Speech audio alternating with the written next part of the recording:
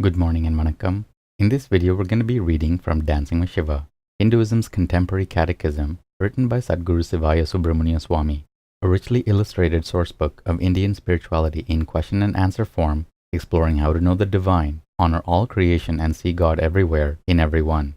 Today's lesson is lesson 111, and we'll begin by reading the caption to the facing image. In a temple carved from solid rock, a woman falls on her knees in chaste surrender. She has sacrificially shaven her beautiful long tresses, dressed in white, and removed all jewelry to approach God in as pure a state of consciousness as possible. Lesson 111. Is temple worship only for beginners? Shloka 111. Temple worship is for all men and women at every level of spiritual development. Its meaning and experience deepen as we unfold spiritually through the stages of service, devotion, yoga, and enlightened wisdom. Om. Bhashya.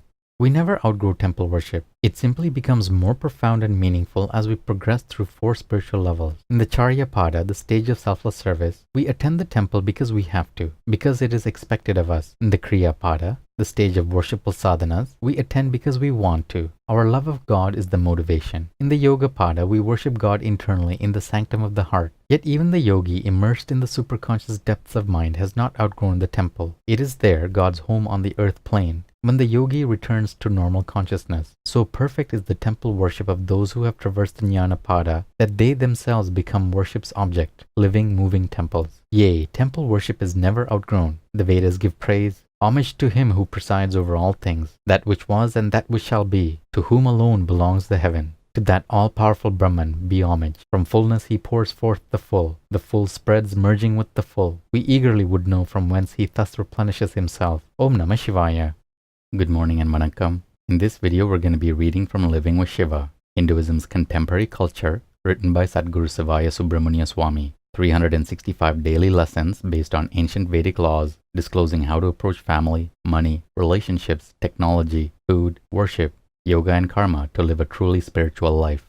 Today's lesson is lesson 111, and the topic is conscious comprehension. You have, of course, comprehended something at one time or another. You have a certain power of comprehension latent within yourself, the power to grasp, to encompass with the mind. It is an all-knowing state. In spiritual unfoldment, thinking is not enough. You have to comprehend the yoga path and the steps on the path. You have to comprehend your own nature. That is why in the study of yoga, we work to clear the subconscious mind as one of the first steps. Then you can comprehend the subconscious state of your own mind. When the subconscious is comprehended, it no longer holds power over you. It does not have the ability to influence your life by itself. Many people think they comprehend things which they do not comprehend at all. Others do comprehend, but they do not maintain a consciousness of their power of comprehension, or a consciousness of what they have comprehended. By not doing so, they become vulnerable again to the instinctive states of the mind. By holding a consciousness of comprehension, on the other hand, the higher states of mind, the realms of intuition and perception, remain open while living in the everyday world, even while facing some of the reactions of the subconscious. There is a story told about a great spiritual teacher, a Sadhguru, who lived in India many years ago. In his small group of disciples, 2 were in perfect harmony with the mind of their Guruji. They could easily comprehend everything that he had to say. The yoga master used to send them on long trips, traveling all over India doing good for other people. When they returned, they found they were able to grasp and master even deeper actinic controls and laws and powers. The continuity of consciousness does not stop.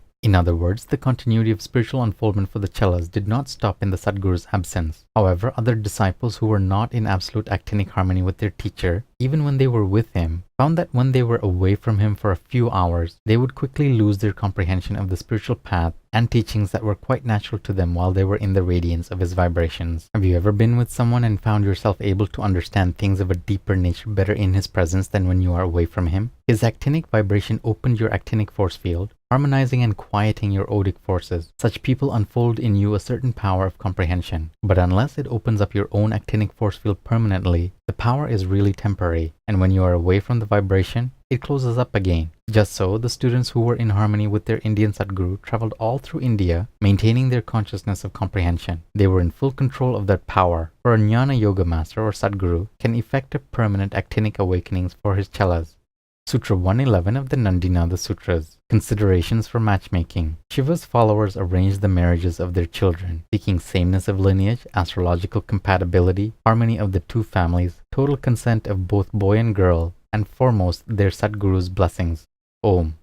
Good morning and vanakkam. In this video, we'll be reading from Merging with Shiva, Hinduism's Contemporary Metaphysics, written by Sadhguru Sivaya Subramania Swami. 365 Enlightenment Lessons from a Mystical Master, revealing the depths of Raja Yoga, the clear white light, the states of mind, and the ultimate spiritual destiny of every seeker.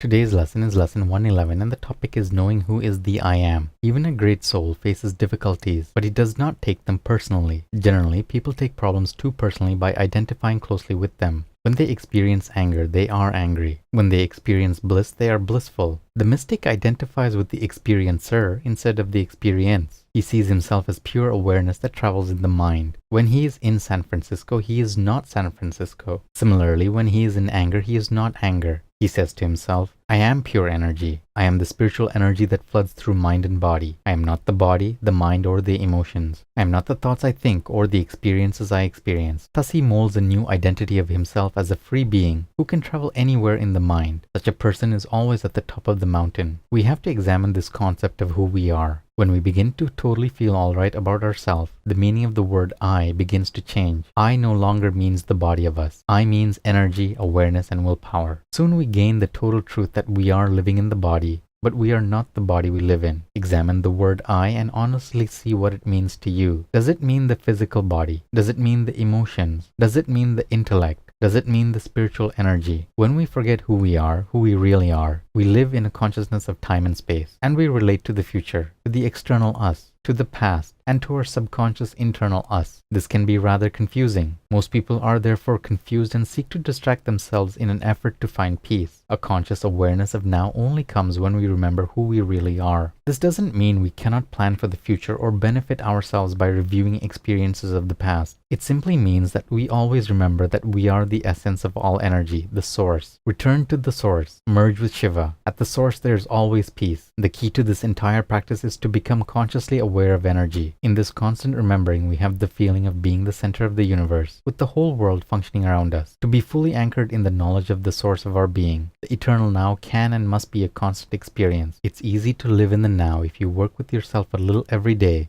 and concentrate on what you are doing each moment. And that's it for today's lesson. Take care of yourself, have a beautiful day, and we'll see you in the next video. Om Namah Shivaya.